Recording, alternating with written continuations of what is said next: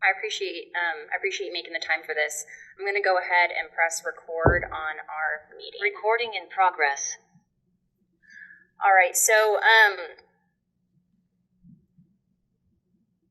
have to talk to you today about the bond issue for Hallsville School Districts. They were told that their bond would be denied due to a clerical error. Can you just talk me through a little bit about what the process was for that?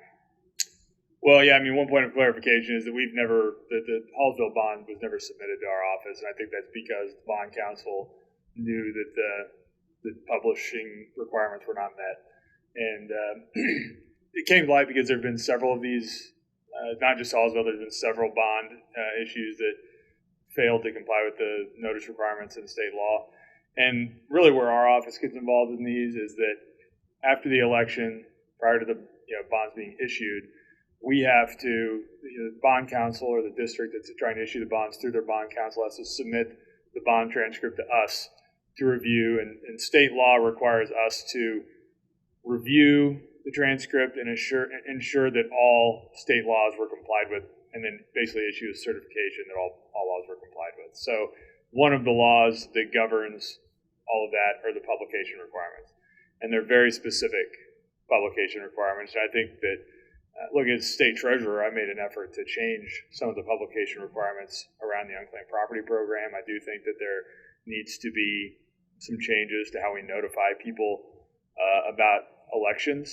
However, the law is the law. And, I'm not in the legislature. I'm not somebody who's making the laws. My job is to follow them.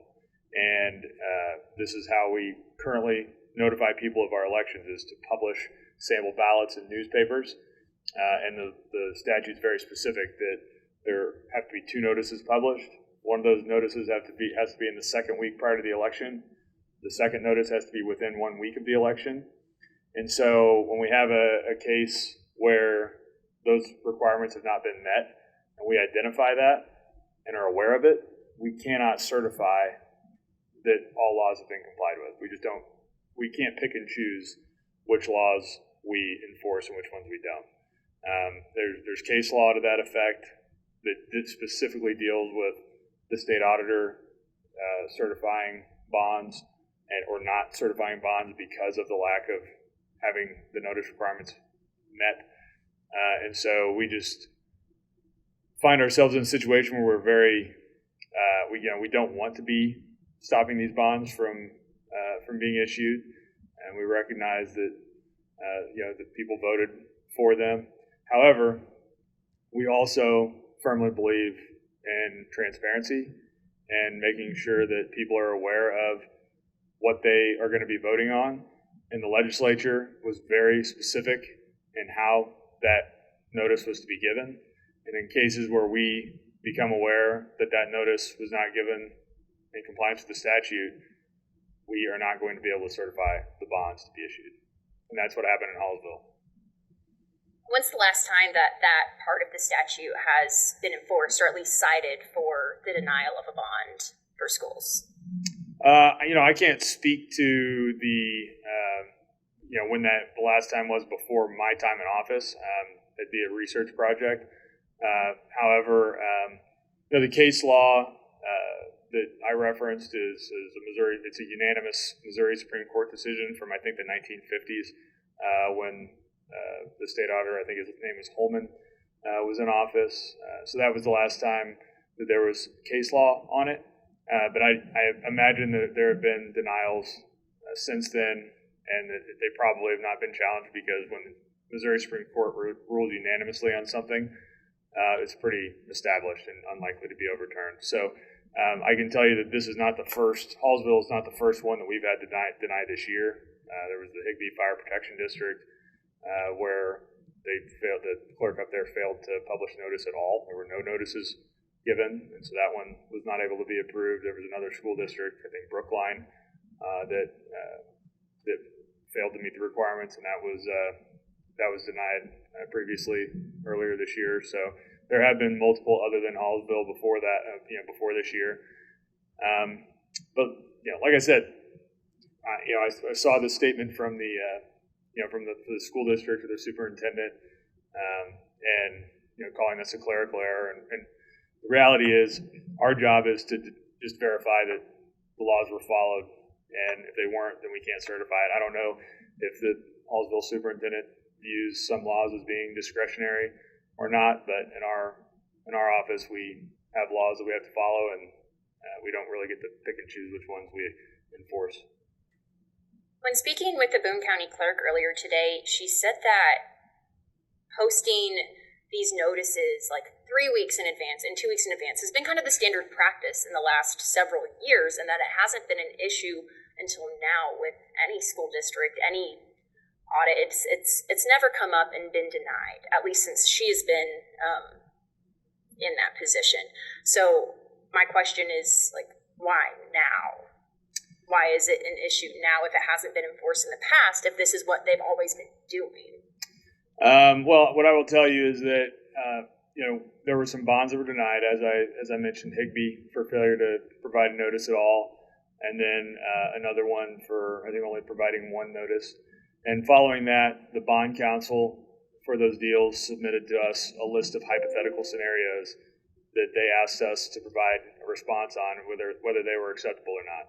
One of those scenarios was notice published 3 weeks before and 2 weeks before the election, where the statute is very clear that it has to be in the second week prior and within 1 week of the election. And so in response to the hypothetical scenarios that the bond counsel presented to us, we gave them the answers they asked for. And I think they took those answers and looked at all the bond deals that they had pending and determined which ones had a 3 week and a 2 week notice instead of a 2 week and a 1 week notice, and chose not to submit those to us for review. So that's kind of how the whole thing went down. I think it's possible that had bond counsel not asked those hypothetical situation or scenarios and had submitted those bonds to us, it's possible that we wouldn't have caught the dates being off a little bit, and they may have been certified. So that's probably what the clerk is referring to. But I'm sure that she is aware, even if that's been her standard practice, I think she would have to admit that practice does not comply with the law. So, she's probably a very competent county clerk, but I think if you asked her the question, well, even if that is your practice, does that practice comply with the letter of the law? If she was being honest with you, she would say it does not. Is that what happened in Centralia's case when their bond got approved? Centralia was submitted, and basically the representation from bond counsel, they submitted the packet. It did get approved, and frankly, it slipped through. It slipped through and probably should not have been approved. But there are a lot of things that are being checked, and so in the case of Centralia, the calendar wasn't pulled out and checking the dates of publication compared to the date of the election. We took bond counsel's word for it on that when they submitted it. The bond transcript, we saw that there were 2 notices, and it got approved. So, had we been essentially, I think bond counsel knew when they submitted that it had the 3 week, 2 week issue, and didn't disclose that to us. So, but once they disclose a problem, once they made us aware of a problem, we can't pretend like we don't know about it. So it's kind of an unfortunate situation, but it is what it is. Certainly. I was reading up on, the bio that's listed on your website, and you talk a lot about wanting to make sure the spending with public schools is effective. What do you think the difference is between advertising 2 weeks out, 3 weeks out versus 1 week out and 2 week out? Like, how does that change the effectiveness? Yeah, it really may not change the effectiveness of the notification, but it's not my job. I don't have the authority to say, well, this is as good as what the legislature wrote. We have a legislature that passes the laws. We have a governor that signs or vetoes them, and I'm not in either of those positions. My job is to act as the legislature prescribes in law. So I agree that the notice requirements are antiquated and should be changed. I think it would make sense to change the form of notice pretty significantly. At the very least, I think it should be changed where it just requires 2 notices within a month of the election or something of that nature. But that's not what the statute says right now. So, we would love to be able to certify the bonds and that they comply with law, but I mean, I don't know what you would do if you were sitting here and you knew that the bonds didn't comply with the laws. Would you certify them? I understand. Yeah. So I mean, it's a tough situation, but I don't know. How am I supposed to sign a piece of paper that says these bonds are complied with all the laws when I know for a fact that they didn't? And this is because they didn't just send it. They asked hypothetical questions before sending it, and then that's what tipped you off? They didn't send it at all. So they asked the hypotheticals, which they probably shouldn't have done. I mean, but they asked the hypotheticals.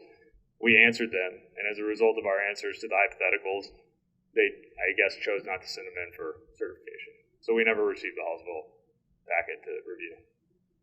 Understood. Can you talk a little bit more about your goals with, like I was referencing the bio that you have on your website before? What can you just talk about your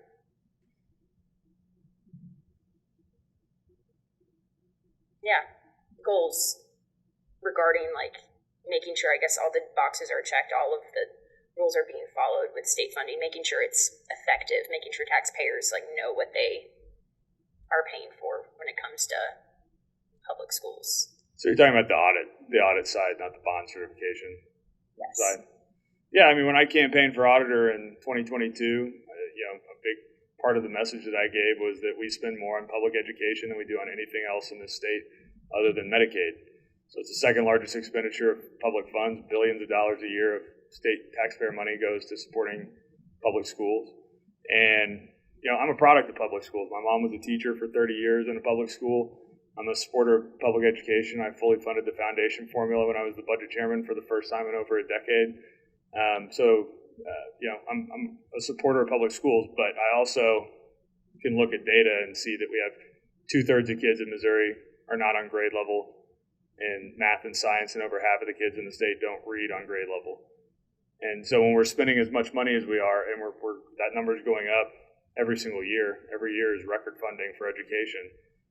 So when I look at that and I look at the results that we're getting, and I look at the fact that the state auditor's office over the past 15 years has spent almost no time looking at public schools and spending audit resources on public schools, I felt like that was a problem. I thought the state auditor's office needed to dedicate more of its time to auditing public schools and making sure that the money that they're spending is being used to educate kids and that they're doing a good job delivering the free and appropriate public education the Constitution requires us to provide to kids in the state.